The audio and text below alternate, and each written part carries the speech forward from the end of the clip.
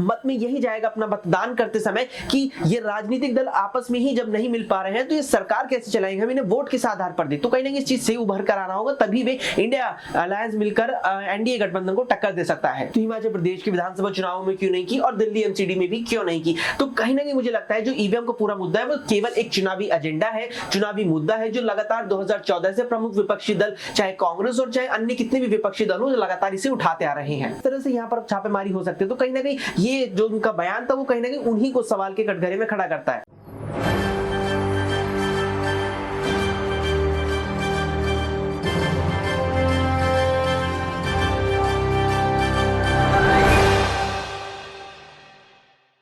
नमस्कार, मैं दौलत शर्मा और आप देखना शुरू कर चुके हैं एसपीएन 9 न्यूज। आज 2 राज्यों में मतदान होने और यहाँ पर लगातार सुबह 7 बजे से मतदान जारी है। आपको बता दें छत्तीसगढ़ में 90 विधानसभा सीटों पर पहले चरण का यहाँ पर मतदान होना है और यहाँ पर जनता लगातार मतदान करने पहुंच रही है। भारी भीड़ में यहाँ पर हम देख रहे हैं कि महिलाएं छत्तीसगढ़ और मिजोरम के मतदानों में अपना वोट डालने के लिए पहुंच रही है और लगातार इस चुनाव के बीच एक मुद्दा हम उठते हुए देख रहे हैं। और हमने देखा कि किस तरीके से जब मिजोरम के सीएम वोट डालने जाते हैं तो वहां पर ईवीएम मशीन में खराबी पाई जाती है और लगातार ये ईवीएम मशीन का मुद्दा चुनाव से पहले भी उठ रहा था और मतदान के दिन भी यहां पर लगातार उठ रहा है। और साथ ही साथ हम देखें तो इसका पूरा आरोप जो है केंद्र सरकार पर लगाया जाता है। 2014 से हम इस सिलसिलेवार तरीके से देख रहे हैं कि जहां भी राज्य में चुनाव हो, चाहे लोकसभा चुनाव हो, अगर वहां भाजपा जीत जाती है तो देखा जाता है कि ईवीएम पर सवाल उठते हैं। मतदान के बीच और मतदान के बाद और मतदान से पहले इन 3 चरणों में हम ईवीएम के ऊपर सवाल उठता हुआ देखते हैं। और ये भी हम सुनते हुए देखते हैं कि यहाँ पर विपक्षी दल कहता है कि अब बैलेट पेपर से जो है चुनाव कराया जाए। लगातार यहाँ पर चुनाव अधिकारियों पर यह दबाव बनाने की कोशिश विपक्षी पार्टियों द्वारा की जाती है। यहाँ पर अक्षय आज हमारे साथ इस डिबेट में मौजूद है, उनसे यहाँ पर कई सारे सवाल लेंगे कि किस तरीके से ईवीएम पर यहाँ पर जो है सवाल उठ रहे हैं, किस तरीके से ईडी की कार्रवाई पर सवाल उठ रहे हैं और चुनाव से पहले इसको कहीं ना कहीं राजनीति से प्रेरित यहाँ पर बताया जा रहा है। जनता यहाँ पर चुनावी माहौल में खुश है, जनता लगातार यहाँ पर मतदान करने भारी भीड़ में जा रही है। लेकिन क्या हो कि अगर जनता को यहाँ पता चले कि ईवीएम में गड़बड़ी है, लेकिन यहाँ क्या हो कि जनता को पता चले कि वोट तो किसी और को डालते हैं लेकिन जीत कोई और प्रत्याशी जाता है, जीत कोई और पार्टी जाती है। ये बड़ा आरोप यहाँ पर कांग्रेस और अन्य इंडिया अलायंस के घटक दल लगा चुके हैं। आपको बता दें 2024 के लोकसभा चुनाव के लिए यहाँ पर इंडिया अलायंस का गठन हुआ है, जिसमें कई बड़े दल यहाँ पर है, कांग्रेस, आम आदमी पार्टी, नीतीश कुमार की पार्टी और अन्य समेत कई बड़ी पार्टियां इसमें जुड़ चुकी हैं। और ये लगातार यहाँ पर कह रहे हैं कि 2024 में सत्ता पलट करेंगे। लेकिन इस सत्ता पलट से पहले यहाँ पर अहम चुनाव जो है 5 राज्यों के हैं, जिसकी शुरुआत यहाँ पर आज 7 नवंबर से हो चुकी है। ये डेट आप नोट कर लीजिए, 7 नवंबर, 17 नवंबर, 25 नवंबर और 30 नवंबर। और इस बीच इस पूरे महीने कहीं ना कहीं ईवीएम और ईडी पर सवाल उठेंगे। और यहाँ पर दिग्विजय सिंह चुनाव की एक रात पहले, मतदान की एक रात पहले यहाँ पर बोल चुके हैं कि ईवीएम का ख्याल रखा जाए। यहाँ पर ईवीएम में कुछ ना कुछ साजिश की बू यहाँ पर आती है, क्योंकि अगर ईवीएम में गड़बड़ी नहीं हुई तो बीजेपी नहीं जीत पाएगी। ये आरोप लगातार यहाँ पर लगते रहते हैं। अक्षय से अपना पहला सवाल यहाँ पर हम साधेंगे कि अक्षय कि क्या ईवीएम में गड़बड़ी जो है कहीं ना कहीं बीजेपी का उसमें हाथ विपक्ष बताते हैं। ईवीएम की गड़बड़ी को लगातार वो उसका सवाल यहाँ पर उठाते हैं और कहते हैं कि बीजेपी को यहाँ पर घेरते हुए नजर आते हैं। आपको क्या लगता है इस पूरे ईवीएम के मुद्दे पर विपक्ष कितना सही है और यहाँ पर क्या कोई धांधली जो है ईवीएम के जरिए की जाती है चुनावों में? देखिए, मुझे लगता है कि जो ईवीएम पर सवाल उठाया जाता है वो पूरी तरह से एक राजनीतिक मुद्दा है। इस चीज को इस तरह से समझ सकते हैं कि पिछले साल जिस तरह से यहाँ पर क्या कहते हैं कि कर्नाटक विधानसभा चुनाव हुआ इस साल, इसके अलावा पिछले साल जिस तरह अगर हम देखें तो यहाँ पर गुजरात विधानसभा चुनाव और हिमाचल प्रदेश विधानसभा चुनाव एक साथ हुए थे। उसके अलावा करीब उसी दौरान उसी समय चक्र में यहाँ दिल्ली के एमसीडी में भी चुनाव हुए थे। अब तीनों चुनावों को अगर हम देखें तो यहाँ गुजरात विधानसभा चुनाव में बीजेपी जीतती है, हिमाचल विधानसभा चुनाव में कांग्रेस जीतती है और एमसीडी में आम आदमी पार्टी जीतती है। यानी कि जो 3 प्रमुख दल है, राजनीतिक दल है देश के, वे तीनों अलग अलग क्षेत्रों में अपनी अपनी सरकारें बना लेते हैं। एमसीडी में दिल्ली एमसीडी में केजरीवाल बना लेते हैं अपनी सरकार और गुजरात और हिमाचल प्रदेश में कांग्रेस और बीजेपी। अब यहाँ पर इस ईवीएम पर सवाल यहीं से देखिए कहीं ना कहीं मुझे लगता है जवाब मिल सकता है। किस तरह से देखिए, यहाँ गुजरात में बीजेपी जीत जाती है और क्या कहते हैं कि हिमाचल प्रदेश में बीजेपी हार जाती है। अगर यहाँ पर गुजरात में भी बीजेपी जिस तरह जीती, अगर उसी तरह हिमाचल प्रदेश में बीजेपी जीत जाती तो कांग्रेस ये आरोप लगा सकती थी कि हाँ ईवीएम में गड़बड़ी हुई है। लेकिन अब अगर कांग्रेस यहाँ हिमाचल में जीत गई है और बीजेपी हिमाचल प्रदेश में हार गई है तो ईवीएम पर सवाल नहीं उठाया जा सकता, क्योंकि अगर यहाँ ईवीएम पर सवाल उस दौरान भी उठाया जाता तो फिर ये सवाल खड़ा होता कि अगर गुजरात में धांधलेबाजी बीजेपी कर जीत चुकी है तो गुजरात की तरह वो धांधलेबाजी हिमाचल में क्यों नहीं देखने को मिली। तो यहीं पर जो कटाक्ष है वो देखने को मिल जाता और वही चीज यहाँ दिल्ली एमसीडी में भी देखने को मिलती कि अगर यहाँ बीजेपी ने गुजरात के विधानसभा चुनाव में ईवीएम में धांधलेबाजी की है तो हिमाचल प्रदेश के विधानसभा चुनाव में क्यों नहीं की और दिल्ली एमसीडी में भी क्यों नहीं की। तो कहीं ना कहीं मुझे लगता है जो ईवीएम का पूरा मुद्दा है वो केवल एक चुनावी एजेंडा है, चुनावी मुद्दा है जो लगातार 2014 से प्रमुख विपक्षी दल चाहे कांग्रेस और चाहे अन्य कितने भी विपक्षी दल हो लगातार इसे उठाते आ रहे हैं।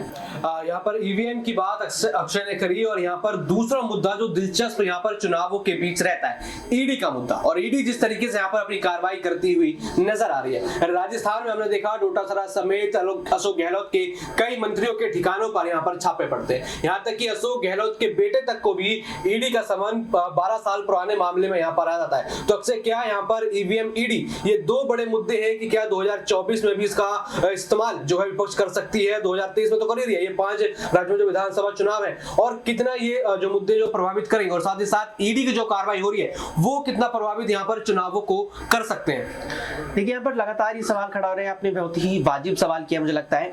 और जिस तरह से यहाँ पर पूरी जो कार्य प्रक्रिया यहाँ पर रही है, जो पूरा समय चक्र यहाँ पर ईडी की कार्रवाई कर रहा है वही उस सवालों के कहीं ना कहीं कटघरे में खड़ा करता है। जिस तरह से हम देख रहे हैं कि जो ईडी की कार्रवाई है खासतौर पर विपक्षी नेताओं के प्रति वो पिछले कुछ समय में ज्यादा तेज हुई है। यानी कि जिस तरह से चुनाव 5 राज्यों के विधानसभा चुनाव है और फिर अगले साल जल्द ही यहाँ पर लोकसभा चुनाव भी होने वाला, तो जिस तरह से चुनाव नजदीक आ रहे हैं वैसे वैसे ईडी की जो यहाँ पर कार्रवाई है उसमें भी गति आई है। और यही एक बड़ी वजह यहाँ पर सवाल खड़े कर रही है, ये एक बड़ी वजह मानी जा रही है जिसके आधार पर यहाँ सवाल ईडी पर खड़े हो रहे हैं। सवाल यहाँ पर यह भी खड़ा हो रहा है कि क्या ईडी की कार्रवाई सीधे तौर पर केंद्र सरकार के दबाव में है कि आप जाइए और विपक्ष के जितने भी तमाम नेता है उन्हें गिरफ्तार कीजिए। इसके अलावा यहाँ पर और भी कुछ चीजें हैं जो यहाँ पर सवाल कहीं ना कहीं ईडी पर खड़ी कर रहे हैं, लेकिन यहाँ पर कुछ और भी चीजें हैं जो कहीं ना कहीं ईडी को ही कहीं ना कहीं मजबूत बनाती है। जिस तरह से यहाँ पर आपने जिक्र किया वैभव गहलोत का जिक्र किया कि जिस तरह उनके यहाँ पर ईडी की छापेमारी हुई, इसके बाद उन्हें समन जारी हुआ था पूछताछ के लिए। तो यहाँ पर मुझे लगता है कि गौर करने वाली बात ये होगी कि तभी यहाँ पर वैभव गहलोत का बयान सामने आया तो उन्होंने कहा था कि ये पहली बार नहीं है कि जब हम ईडी का सामना चुनाव के दौरान कर रहे हैं, हम 12 साल पहले भी ईडी का सामना कर चुके हैं। अब अगर हम उन्हीं के बयान को आधार बनाएं तो 12 साल पहले केंद्र में यहाँ पर यूपीए यानी कांग्रेस की ही सरकार थी, तो उस समय ईडी की किस तरह से यहाँ पर छापेमारी हो सकती है। तो कहीं ना कहीं ये जो उनका बयान था वो कहीं ना कहीं उन्हीं को सवाल के कटघरे में खड़ा करता है। जी हाँ बिल्कुल, यहाँ पर हमने ईवीएम ईडी यहाँ सबकी बात करी, लेकिन इन 5 राज्यों के विधानसभा चुनाव के जो नतीजे होंगे 3 दिसंबर को आने हैं और इनके नतीजे कहीं ना कहीं 2024 के चुनाव को भी प्रभावित करते हुए नजर आ सकते हैं। और बीजेपी के लिए यहाँ पर 5 में से 3 राज्य जीतना जो है जरूरी बन जाता है, क्योंकि 2024 में फिर दोबारा यहाँ पर मोदी सरकार रिपीट करने का टारगेट है, वो भी भारी मार्जिन के साथ। तो क्या अक्सर यहाँ पर दिल्ली में आम आदमी पार्टी, कांग्रेस बाकी राज्यों में है और पूरे देश में उसका प्रभाव है। यहाँ पर देखा जाए यूपी में अखिलेश जो है चुनावों को प्रभावित कर सकते हैं, लेकिन क्या ये सभी घटक दल मिलके इंडिया अलायंस में एनडीए को 2024 में कितना नुकसान पहुंचा सकते हैं? क्या आप इस पूरे विषय के बारे में सोचते हैं? देखिए जब भी इंडिया अलायंस का नाम आता है तो सबसे पहले यहाँ पर 2 सवाल खड़े होते हैं। पहला सवाल ये खड़ा होता है कि अगर इंडिया अलायंस मजबूती से टक्कर यहाँ इंडिया को दे भी पाएगा और अगर वो चुनाव जीत भी जाता है तो प्रधानमंत्री कौन बनेगा। और मुझे लगता है इसके बाद जो दूसरा सवाल वो इस समय जो लगातार उठ रहा है वो ये है कि क्या इंडिया अलायंस 24 तक टिक भी पाएगा। देखिए यहाँ पर जो टक्कर देने की आपने बात की तो मुझे लगता है कि सबसे पहले यहाँ पर इस चीज का आधार बनेगा यहाँ पर जो गठबंधन है, जो इंडिया अलायंस है, इंडिया गठबंधन है, उसकी मजबूती, उसके अंदर जो 28 राजनीतिक दल हैं वे कितनी मजबूती से एक दूसरे के साथ हाथ मिलाए हुए हैं। इसी के आधार पर वे बीजेपी को, इसी के आधार पर वे एनडीए को 24 के रन में टक्कर देने वाले हैं। अब जिस तरह से हम लगातार यहाँ टकराव देख रहे हैं समाजवादी पार्टी और कांग्रेस के बीच, तो उस तरह तो नहीं लगता बिल्कुल भी कि यहाँ पर कांग्रेस उत्तर प्रदेश में वापसी कर पाएगी और इंडिया गठबंधन यहाँ बीजेपी को टक्कर दे पाएगा, क्योंकि यहाँ पर 2022 की विधानसभा चुनावों में देखने को मिला कि सत्ता विरोधी लहर काफी थी यहाँ पर बीजेपी के खिलाफ उत्तर प्रदेश में, बावजूद इसके पार्टी यहाँ पर 273 सीटें लाने में कामयाब रही। और पश्चिमी यूपी का अगर मैं खासतौर पर जिक्र करूं तो वहां पर आरएलडी समाजवादी पार्टी का गठबंधन था। इसके बावजूद पश्चिमी यूपी की जो तमाम विधानसभा सीटें हैं उसमें भी यहाँ पर बीजेपी की जो सीटें थी वो ज्यादा रही थी गठबंधन की तुलना में। और ये हाल तब था जब वहां पर चुनावी माहौल जो था पूरी तरह से बीजेपी के विरोध में था। तो ऐसे में इंडिया गठबंधन को अगर बीजेपी को टक्कर देनी है, न केवल यूपी में बल्कि पूरे देश भर में, तो यहाँ पर जरूरी होगा कि जितने भी राजनीतिक दल हैं वे आपस में अच्छा सामंजस्य बैठा सके। इसके अलावा यहाँ पर केवल समाजवादी पार्टी ही नहीं है बल्कि अरविंद केजरीवाल भी, जिस तरह हम देख रहे हैं कि वे मध्य प्रदेश में जा रहे हैं, हरियाणा पंजाब में दौरे कर रहे हैं, वे न केवल बीजेपी पर भी कांग्रेस पर भी पूरी तरह से हमलावर हो रहे हैं। तो कहीं ना कहीं इस चीज से इंडिया गठबंधन के दलों को बाहर आना होगा, पूरी तरह से मजबूती के साथ सामने आना होगा, तभी भी इंडिया को टक्कर माफ कीजिएगा पर कि एनडीए को यहां टक्कर दे पाएंगे। क्योंकि अगर इस तरह से लगातार इंडिया गठबंधन के राजनीतिक दलों में विवाद चलता रहा तो जो मतदाता होंगे वे क्या सोचकर मत देंगे, उनके मत में यही जाएगा अपना मतदान करते समय कि ये राजनीतिक दल आपस में ही जब नहीं मिल पा रहे हैं तो ये सरकार कैसे चलाएंगे, हम इन्हें वोट किस आधार पर दे। तो कहीं ना कहीं इस चीज से उभर कर आना होगा, तभी वे इंडिया अलायंस मिलकर एनडीए गठबंधन को टक्कर दे सकता है।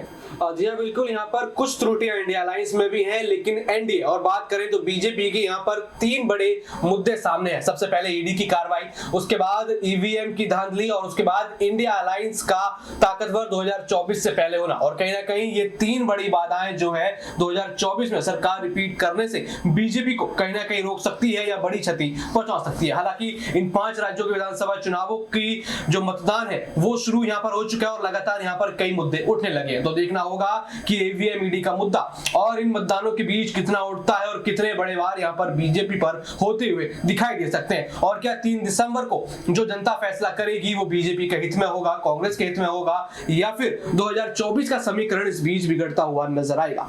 बाकी और भी ऐसी खबरें जानने के लिए देखते रहिए SPN9 न्यूज। धन्यवाद।